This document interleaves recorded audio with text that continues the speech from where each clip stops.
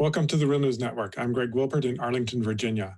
Bolivia's president, Evo Morales, has been forced from office and has been granted political asylum in Mexico. The events that led up to this happened in rapid succession over the weekend.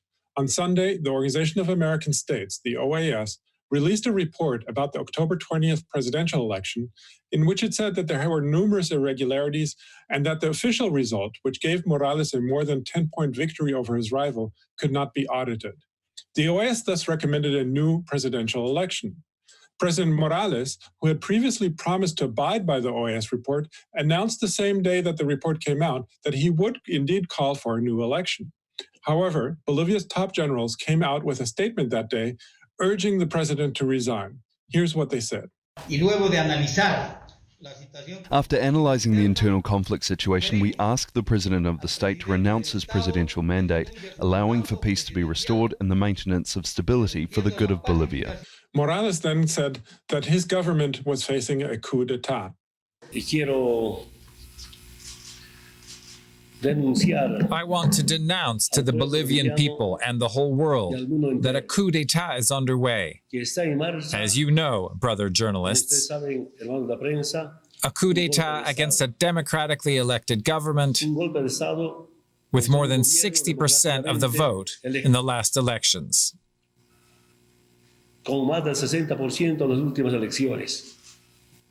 A coup d'etat by violent, anti-democratic groups that don't respect democracy, the election results, or social peace. The following day, though, after protests and clashes between the government supporters and opposition supporters, Morales decided to resign, along with his vice president, Álvaro García Linera. Shortly thereafter, Morales tweeted that he was taking Mexico up on its offer for political asylum. Mexico's foreign minister shortly thereafter tweeted a photo of Morales draped in a Mexican flag on an airplane. Exactly what happens now is unclear. The vice president of Bolivia's Senate, Janine Áñez, who is a member of the opposition, has offered to become president. But the final decision rests with Bolivia's Congress, which remains in the hands of Morales' political party, the Movement Towards Socialism. Joining me now to analyze the current situation in Bolivia is Catherine Lederber. She is director of the Andean Information Network and a researcher, activist, and analyst with over 2 decades of experience in Bolivia. Thanks for joining us again, Catherine. Thank you.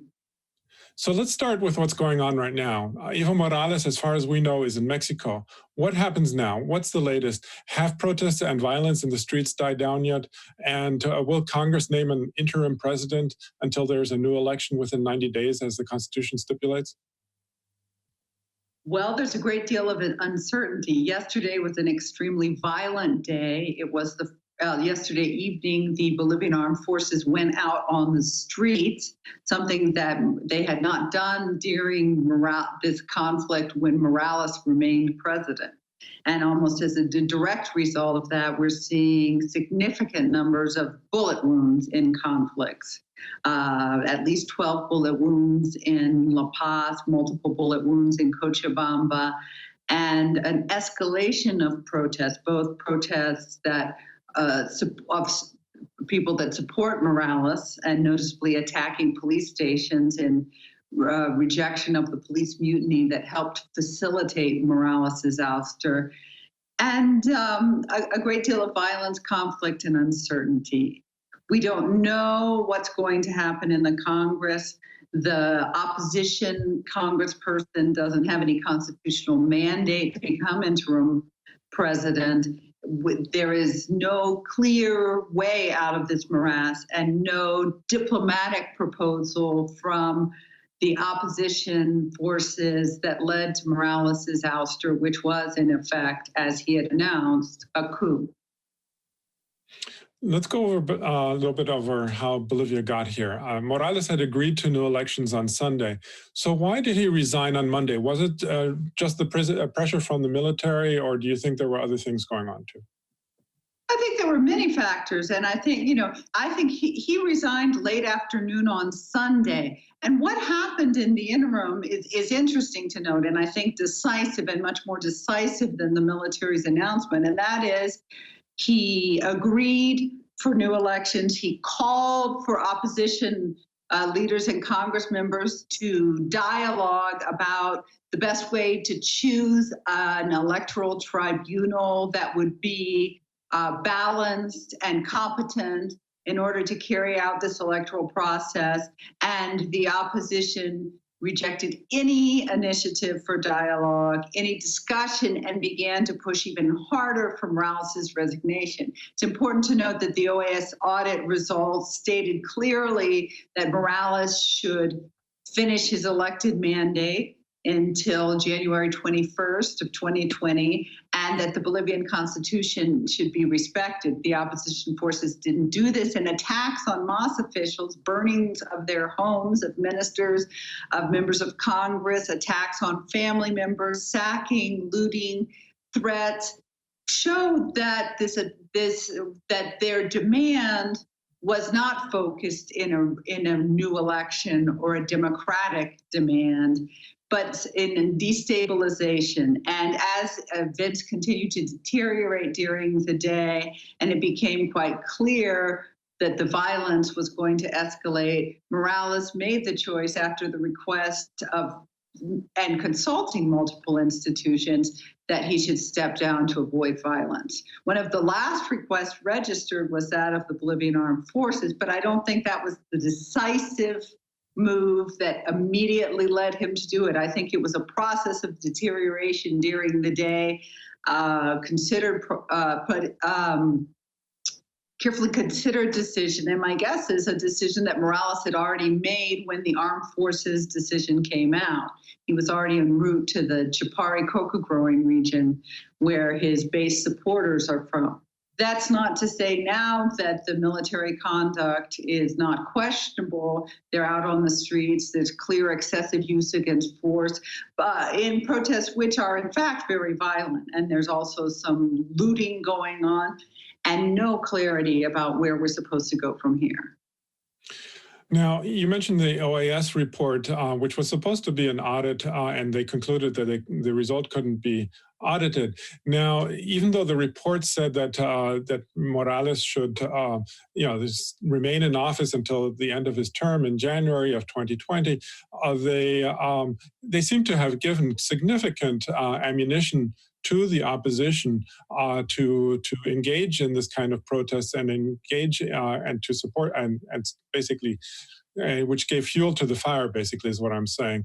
I would think, at least I just want to get your reaction to that in terms of what the OAS report's role was in all of this.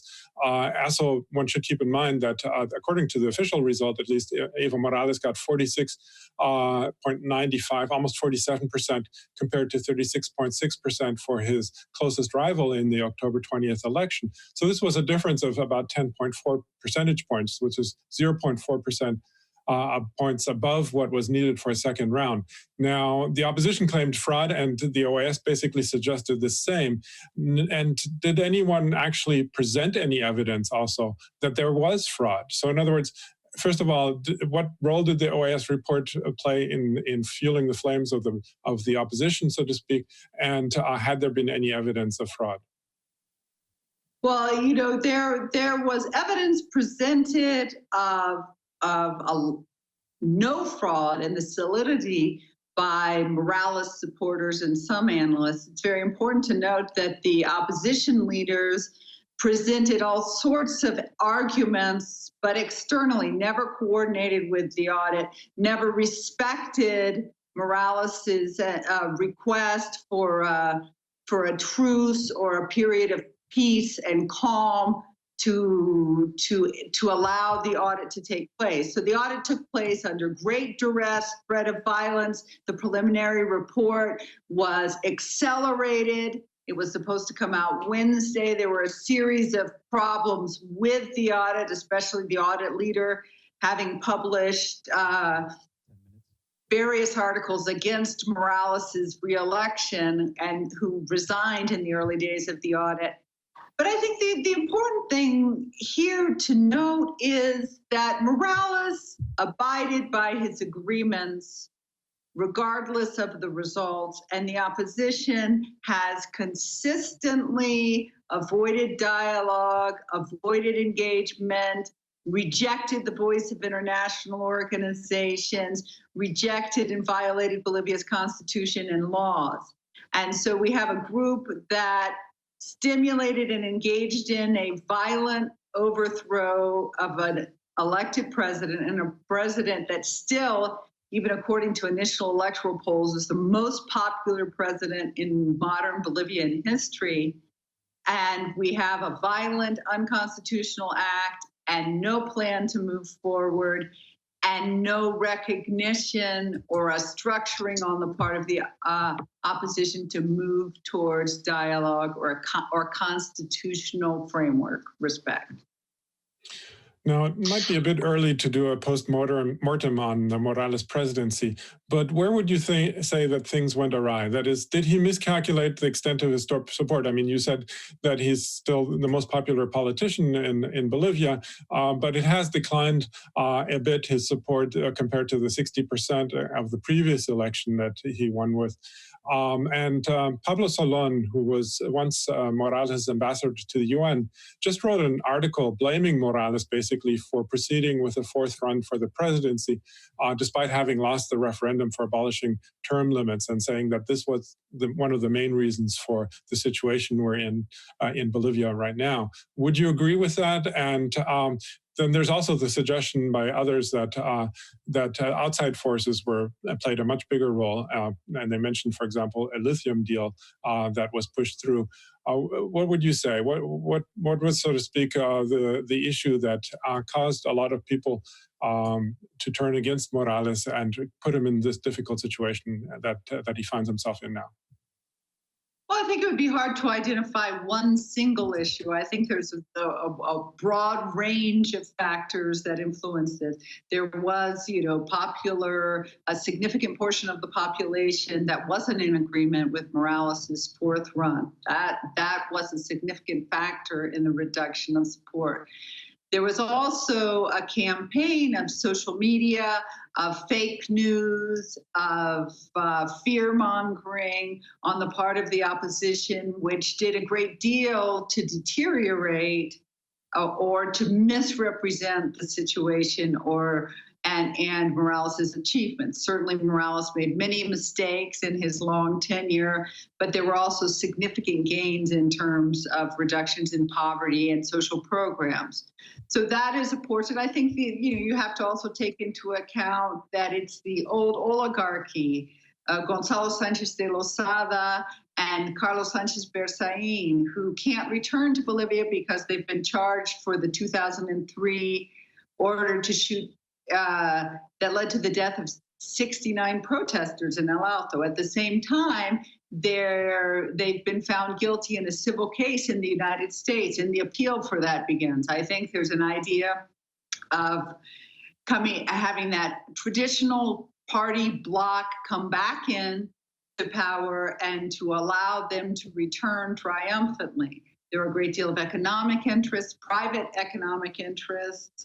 Santa Cruz oligarchy, a very disturbing presence of a very far right-wing organization, and the loudest spokesperson now for the opposition, Luis Fernando Camacho, who got his start with the Santa Cruz Youth League, a far right-wing organization that still employs the Nazi salute. So you see a centrist opposition moving quickly towards the right, and kind of the silencing of voices, alternative voices. And so right now, what represents Bolivian public opinion, it's very divided, but it's very hard to know where people will come down. But it's certainly not, as now the mainstream media represents, across the board rejection of Morales. All right. Okay. Well, we're going to have to leave it there for now. But of course, we're going to continue to follow the situation in Bolivia. I was speaking to Catherine Lederberg, Director of the Andean Information Network based in Cochabamba, Bolivia. Thanks again, Catherine, for having joined us today. Thank you so much for having me. And thank you for joining the Real News Network. Hey everyone, my name is Arud Sheikh, and I'm the Development Campaign Manager at the Real News Network. If we're going to stand up to the corporate elites, then we need your help to make people-powered media. And that's why I'm asking you to please donate to the Real News Network. And while you're at it, hit the subscribe button. Thanks so much.